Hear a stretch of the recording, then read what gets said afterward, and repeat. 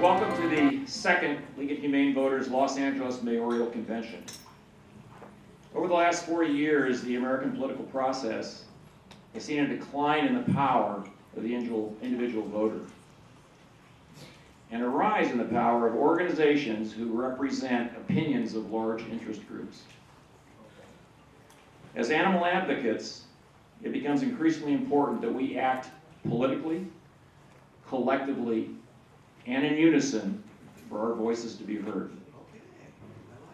The California chapter of the League of Humane Voters has asked you to come this morning to demonstrate to the individuals who seek to be the executive officer of our city that we as a community care how the animals in this city are treated, that we can come together to have an impact on the results of this election, and that we are no longer willing to be ignored, discounted, or taken for granted.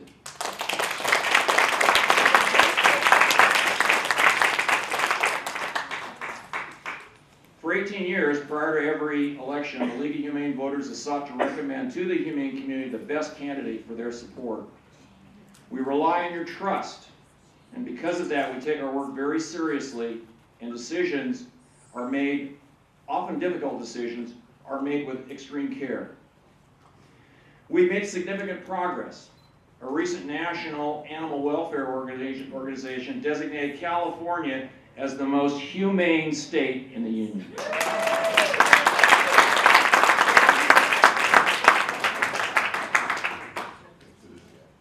I'd like to give an example. A number of years ago,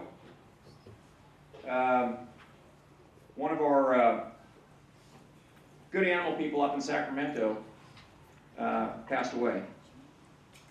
And a gentleman who had worked for the Judge Advocate General's office in the Air Force, and who had run, who had been on the city council in Torrance, California, decided that he would run to fill the position. When I was first introduced to this individual, I said, there's no way this guy's going to be an animal person. I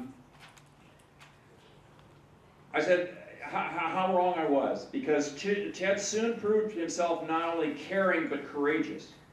Now, after 2 terms in the Assembly and his current membership in the Senate, Ted has created public policy that was unattainable prior to his taking office. His bill, AB 1122, now makes it illegal to sell pets on any street, highway, parking lot, right-of-way, boardwalk, or carnival in California.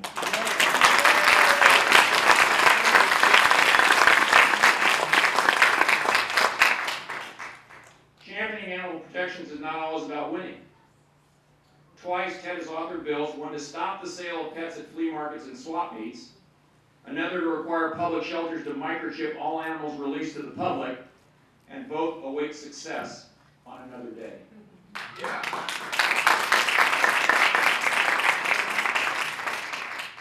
Legislators have told me animal bills are the toughest bills of any to pass.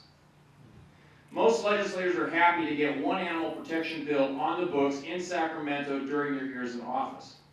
But Ted Lieu came back last year to teach something that animal-friendly legislators have been trying to accomplish for 20 years. 2 prior attempts have failed. Despite horrific opposition from hunting groups across the country, Ted last year authored SB 1221, a bill to outlaw the use of radio-collared dogs for hunting bears and bobcats in California. This was signed into law in September 2012 by Governor Jerry Brown.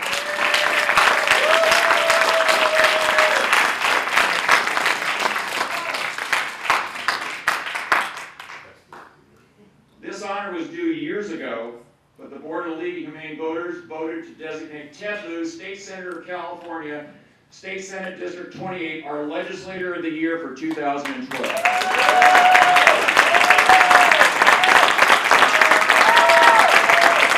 This is why we need to support candidates. This is why we vote. Please join me in thanking Ted Lieu for his efforts to protect California's animals.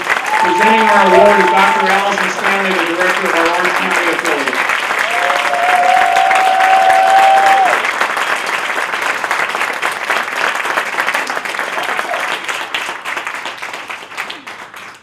Love you, Ted.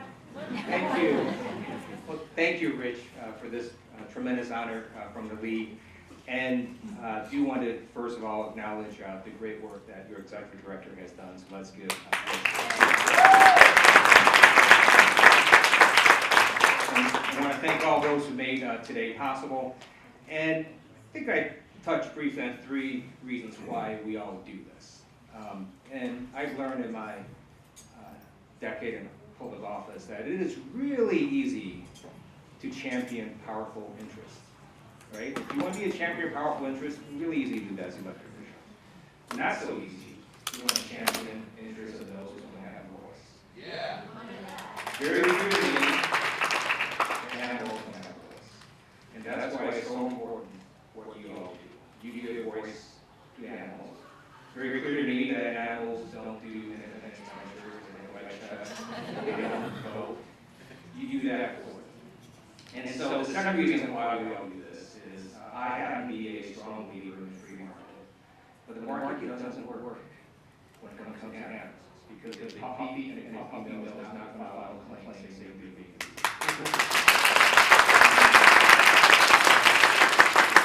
The corporation simply will maltreat animals and engage in animals so they can increase their profits. That's just the way the market works.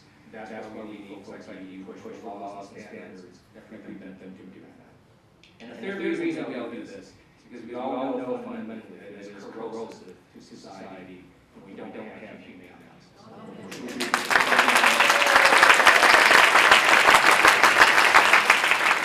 And I think it's a huge leap for the group to have a major candidate come here today. And then all of you, as I set this up, we'll look forward to continuing with you to make California even more humane state.